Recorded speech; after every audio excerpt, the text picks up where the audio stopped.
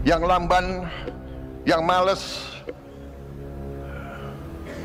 yang punya pemikiran-pemikiran aneh-aneh harus pinggir. Dan Bismillahirrahmanirrahim. Assalamualaikum warahmatullahi wabarakatuh. Terima kasih atas kehormatan besar diberikan kepada saya untuk bisa hadir dan berbicara di forum yang penting ini. Saudara-saudara, saya menyampaikan penghargaan, apresiasi kepada Indonesian Petroleum Association atas konsistensinya dalam menyelenggarakan acara-acara seperti ini sebagai salah satu forum migas terbesar di Asia Tenggara dengan partisipasi lebih dari 60 negara yang hadir.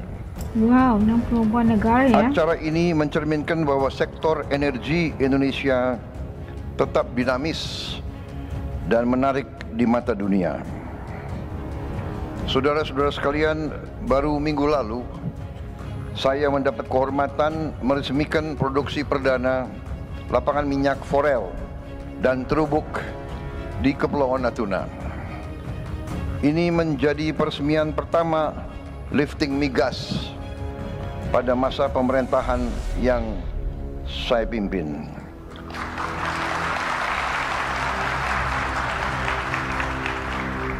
Lapangan ini menghasilkan tambahan 20.000 barrel minyak per hari 20.000 barrel minyak sehari dan 60 juta standar kaki kubik gas per hari. Angka yang sangat signifikan dibandingkan tren beberapa tahun terakhir. Saudara-saudara sekalian, dan saya diberi laporan upaya ini dikerjakan 100% oleh anak-anak bangsa kita sendiri. Ini bukan hanya pencapaian matematis, bukan pencapaian teknis, tetapi adalah tonggak yang sangat penting dalam upaya kita terus-menerus untuk mencapai swasembada energi nasional. Saudara-saudara sekalian, saya selalu mengatakan bahwa kedaulatan suatu bangsa dijamin oleh kemampuan bangsa itu untuk memenuhi pangan untuk bangsanya sendiri, dan kedua, kemampuan bangsa itu untuk memenuhi kebutuhan energinya sendiri. Pangan dan energi. Kelangsungan hidup suatu bangsa, survival bangsa kita, survival bangsa-bangsa tergantung kepada hal dua tersebut. Saudara-saudara, saya bersyukur, saya bangga, saya terima kasih dengan semua unsur yang membawa kita dalam waktu singkat. Baru beberapa bulan kita bertanggung jawab atas pemerintahan Republik Indonesia. Baru saja kita melewati 6 bulan pemerintahan kita, tetapi produksi pangan kita sudah melampaui target dan perkiraan kita sendiri. Masya Allah, Alhamdulillah.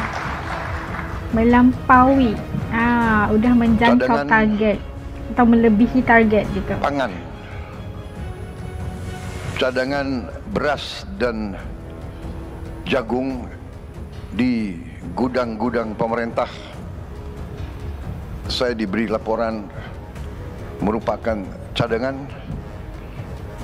beras dan jagung terbesar sejak negara kita berdiri, sejak sejarah Republik Indonesia. Cadangan beras dan jagung yang ada di gudang pemerintah, maksudnya stoknya itu adalah terbesar dalam sejarah yang Republik paling ini. besar, stok terbesar. Bahkan beberapa saat yang lalu kita khawatir tidak cukup gudang untuk menampung produksi tersebut. Aduh, Sehingga Masya saya Allah. perintahkan untuk membangun gudang-gudang improvisasi. Saudara-saudara, apa yang kita capai di bidang pangan ternyata bukanlah sesuatu yang terlalu pelik. Yang penting adalah kebijakan-kebijakan yang kita ambil adalah kebijakan-kebijakan yang masuk akal, common sense, masuk akal, menyelesaikan kesulitan, menyelesaikan masalah, dan berorientasi kepada kepentingan bangsa dan rakyat Indonesia. Asal itu menjadi pegangan kita, hasilnya sangat cepat kelihatan. Demikian juga di bidang energi, garis kita juga sederhana. Kita mengerti bahwa potensi energi kita sangat-sangat besar. Tadi saya diberi laporan sekian puluh blok migas yang siap kita tawarkan secara besar-besaran. Saya minta badan-badan regulasi sederhanakan regulasi. Sederhanakan regulasi. Saya ulangi, sederhanakan regulasi. Ini kayak arahan ya? Ini ada kecenderungan, ya, tidak hanya di Indonesia, tapi Indonesia ahlinya. Indonesia ahli membuat regulasi yang demikian sulit untuk kita sendiri. Ini harus kita kurangi. Harusnya mempermudahkan ya. Pejabat yang tidak mau mensederhanakan regulasi akan saya ganti, akan saya copot. Oh, hati-hati, awas ya. Banyak anak-anak muda yang nunggu diberi kesempatan. Iya benar, betul. Banyak yang nunggu mau diisi kekosongan itu. Saya minta dirubah budaya. Kalau bisa dibikin susah, kenapa dibikin gampang? Rubah cara berpikir seperti itu. Cara berpikir seperti itu tidak boleh lagi kita biarkan di republik kita yang kita cintai ini, saudara-saudara. Pejabat pemerintah, regulator adalah melayani masyarakat, mendukung, membantu semua pihak yang ingin bekerja di Indonesia. Kita butuh hasil yang cepat untuk rakyat kita. Dunia berubah, yang lamban, yang malas, yang punya pemikiran-pemikiran aneh-aneh harus pinggir, dan kita akan pinggirkan. Kita akan pinggirkan mereka-mereka yang tidak bekerja dengan baik. Jaga-jaga, awas semuanya. Sederhanakan semua proses. Buat iklim sebaik mungkin untuk semua pihak yang ingin bekerja, dari luar negeri maupun dari dalam negeri. Saudara-saudara, tapi kita mengerti potensi kita sangat besar. Potensi energi terbarukan kita luar biasa. Geotermal kita luar biasa. Potensi kita energi hidro sangat besar. Energi dari angin, energi dari gelombang ternyata sangat besar. Saya baru bicara dengan beberapa pakar dari universitas terbaik di luar negeri. Baru kemarin mereka ceritakan bahwa di laut-laut kita terdapat sumber-sumber energi yang sangat besar, yang teknologinya sekarang sudah ada. Kita sangat-sangat optimis sebentar lagi kita tidak hanya swasembada energi, kita akan kembali mensuplai energi kepada dunia, saudara-saudara sekalian. Jadi supplier, oke? Saya hari ini saya berterima kasih mendapat kehormatan ini, dan saya mendorong semua pihak dari dalam dan luar negeri ini, silakan Anda masuk ke peluang-peluang yang kita berikan, dan kita juga sudah siapkan suatu dana investasi yang besar, yaitu Danantara Indonesia, yang juga siap berinvestasi secara strategis dalam proyek-proyek energi yang tersedia bersama-sama kawan-kawan di luar negeri untuk mendorong kebutuhan kita.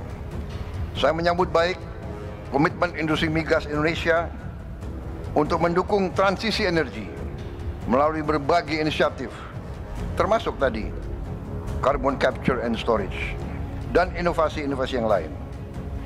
Saudara-saudara sekalian, mari kita bekerja sama, kolaborasi pihak swasta dalam negeri, swasta luar negeri, BUMN, pihak pemerintah dari semua tingkatan. Mari kita bekerja semuanya bersama-sama untuk mencapai tujuan yang kita harus capai. Kalau kita tergantung dari impor terus, sumber daya kita sangat besar yang kita keluarkan. Hampir 40 miliar dolar tiap tahun, yang hal ini bisa sebenarnya dan seharusnya digunakan untuk membantu rakyat kita di bidang-bidang strategis, pendidikan, kesehatan, untuk mengurangi dan menghilangkan kemiskinan. Ini potensi yang bisa kita gunakan. Saya percaya dengan kerjasama kolaborasi tadi yang saya katakan, kebijakan-kebijakan akal sehat, kita akan mencapai yang kita inginkan. Terima kasih atas perhatian saudara-saudara sekalian. Sekarang saya mendapat kehormatan untuk secara resmi membuka konvensi dan pameran tahunan ke-49 Indonesian Petroleum Association. Terima kasih. Wassalamualaikum warahmatullahi wabarakatuh. Salam sejahtera bagi kita sekalian. Shalom, salve, om, santi, santi, santi, om. Namo Buddhaya, salam kebajikan. Rahayu, rahayu. Terima kasih.